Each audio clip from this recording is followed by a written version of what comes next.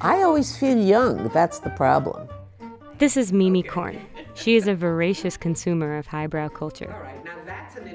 She averages a play a week, takes regular courses at NYU, and is in a book club with her friends at the Museum of Modern Art, where she volunteers each Friday. And he calls out, Lassie, his dog is named Lassie, Lassie, get help. And in the next frame, Lassie is on a psychiatrist's couch.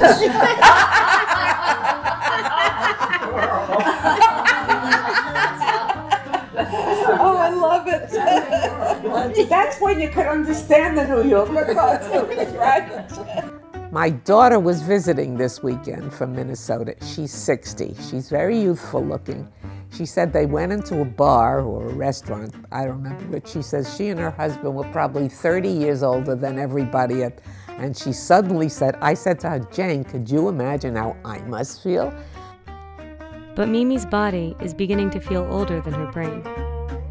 Look, I just went through a terrible period with pain in my back that was so bad that I used to be able to walk for a couple of miles. I couldn't walk a couple of blocks. My goal was get better, you know, and I still have some problems, but I'm getting better. I mean, you weren't even probably aware of this because I do what I do regardless. You know, like I went to the Metropolitan Museum yesterday because I had to see the Cubism show and the Thomas Hart Benton show. They were amazing shows.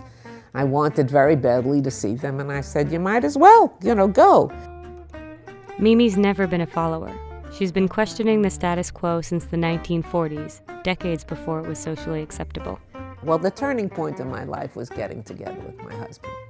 I always said he started women's lib because he said it was unfair that girls expected guys to call them and to take them out and to pay for their dates.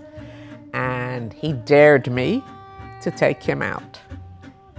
So you just had to dare me to do something like that. You know, I immediately said, of course. She also gave up her Orthodox Jewish faith when she was 24 years old. I had just a moment where I just suddenly felt, I don't believe any of this. It just came to me. Why am I doing this? I don't believe it. And you know, if you came from an Orthodox Jewish background, which I did, a whole bunch of rituals that you're doing, you know, it's what you eat, all the stupid observations that you have in every religion. Every religion's got some cockamamie stuff, you know, there's no question about it, you know, and, you know, I don't believe any of it. There are some aspects of aging that are difficult for Mimi. It's sort of startling when I say that number, 82. It really is startling. I mean, my mother died probably at 72. My husband died at 68.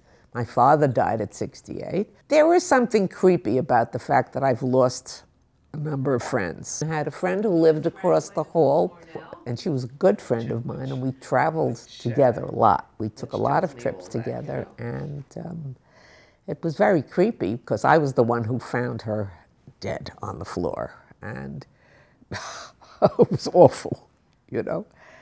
And, you know, so you begin to think, well, that could happen to you too, you know.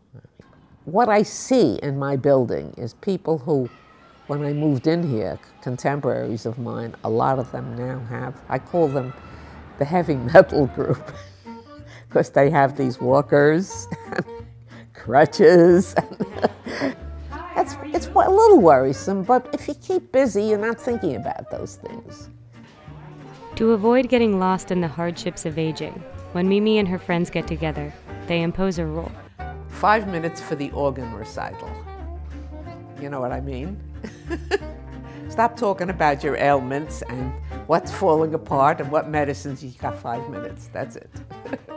There's a memory function. Sometimes I think, why do I bother? I don't remember. Well, that's why I said don't have the book group in 6 weeks, because I might not remember it at the end of 6 weeks.